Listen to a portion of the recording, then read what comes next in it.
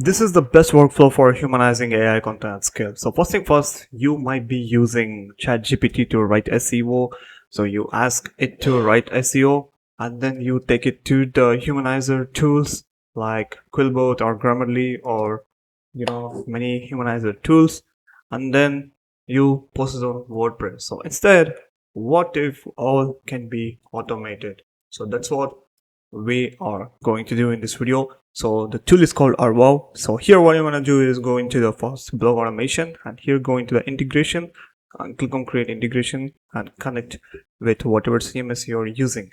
So as of now, I'm using WordPress plugin. WordPress. So I can just come here and download the plugin to my WordPress and then upload it on my WordPress plugin. And that's it. My, domain is connected right here. So again, go into the feed and here click on create feed and set up a keyword feed. I can also set up a YouTube channel feed. So if I click on YouTube channel, it's just gonna ask me link. So whenever I post a video, it will be posted or has a blog post. So let me just go back and click on create feed and add your keywords. Okay, so this is to connect the external content sources for which you want to get content from. And then go into the campaigns and auto blogs, click on create new campaign and give your name, enable auto blog. Once you did that, it's just going to show you everything. So let me just go into the settings and here, okay, configuration.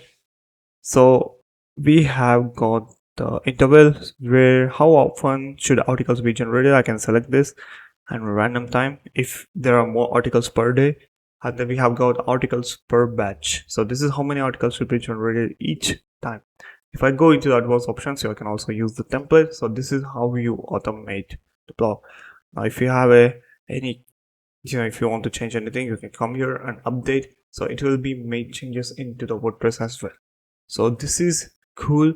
So in 2026 with the AI, we can automate anything. So why not automate SEO blog articles? With that said, catch you on the next one.